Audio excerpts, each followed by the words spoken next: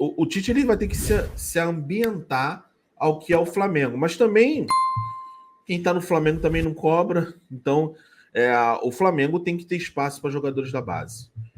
O Tite se ele mantiver o que ele vem fazendo na carreira, em termos de relação a meninos da base, vocês vão ficar com muita raiva.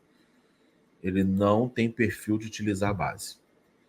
Vai utilizar os que já estão aí. Pode até utilizar. Vitor Hugo, Wesley, Mateuzinho.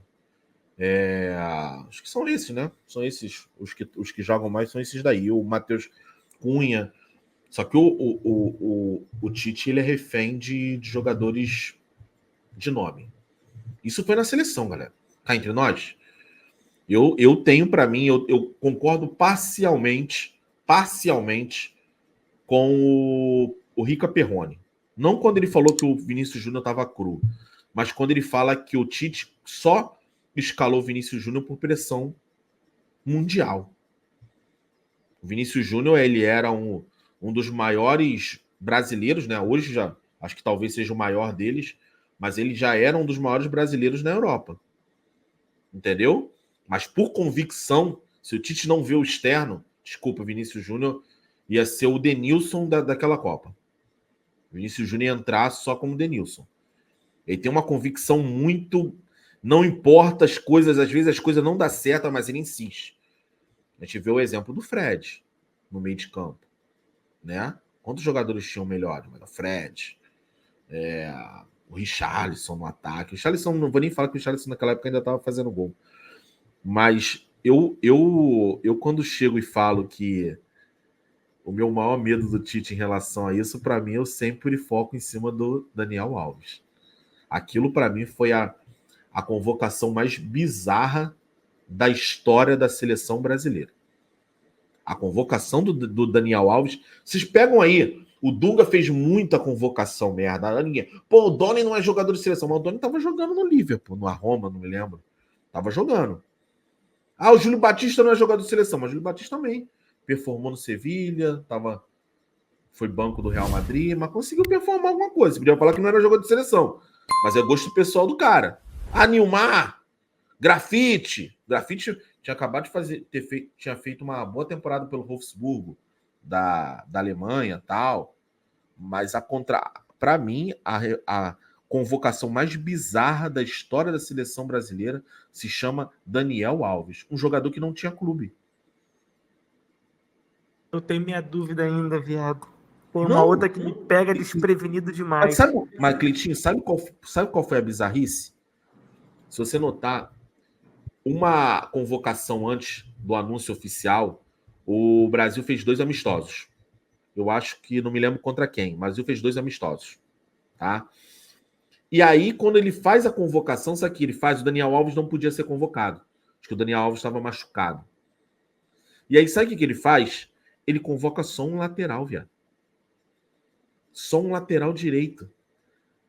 Para mim, aquilo ali foi sujo. Eu vou ser bem sincero, eu vou falar aqui o que eu acho do Tite antes de ele assumir o Flamengo, né? Eu achei aquilo sujo, Cleitinho. Sabe por quê? Porque se ele convoca um lateral direito, ele teria que botar o lateral direito para jogar. E se o lateral direito comia bola, viado? Na época, estava cogitado o Gilberto, que hoje está no Bahia, né? Tava jogando na época o Benfica. Imagine se o Gilberto come a bola, viado. Ele era obrigado a não colocar o Daniel Alves, não convocar o Daniel Alves. O que ele fez? Ele meteu o Éder Militão como lateral direito, viado, e convocou 5 zagueiros. Porque o Éder Militão já tá na Copa. Aquilo ali foi, para mim, uma sujeira, mano, muito grande. E aí, é aquele negócio, irmão, na seleção brasileira, numa Copa do Mundo, ele convocou um jogador que não merecia. Gente, é nítido, ele não merecia. Por amizade. Por pachequismo. Imagina o que se ele fizer repetir isso no Flamengo, viado. Imagine você, um jogador, Pô, não vou nem falar o Everton Ribeiro, não, que eu não vou ficar batendo no Everton Ribeiro, mas sei lá, vamos pensar Vamos pensar num Daniel Alves, viado. Um Daniel Alves, não, no Felipe Luiz, Davi Luiz. Pô, imagina o Davi Luiz renovado por 3 anos porque o Tite gosta dele. O cara não performa nada, viado. Tem isso no Tite. Eu não sei se ele vai mudar, mas tem isso no Tite. E Tite, a porrada aqui dói mais, hein? A porrada aqui dói mais.